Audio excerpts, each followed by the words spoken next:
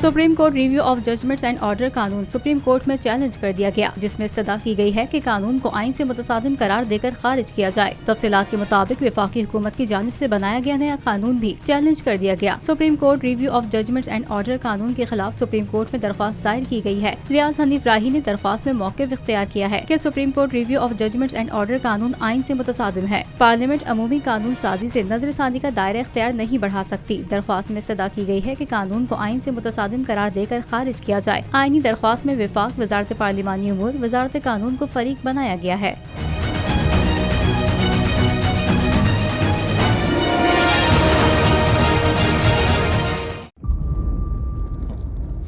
इंतजार था ना, चलो इस बार वो करते हैं जो इससे पहले किया ही नहीं। किस्मत की आंखों में आंखें डाल के जीतना होगा। सब में शेर जैसी राह, जर्रा जर्रा भी हर कंटेस्टेंट को लगेगा पहाड़। लड़खड़ाना नहीं है, खोल दो अपने पंख अगर आसमान छूना है। अबे लग रहा है ये सब पहले भी कहीं सुना है। एंटरटेनमेंट की गारंटी जनाब, क्योंकि यहाँ खेलोगे कूदोगे तो बनोगे नवाब। खुश रहो पाकिस्तान।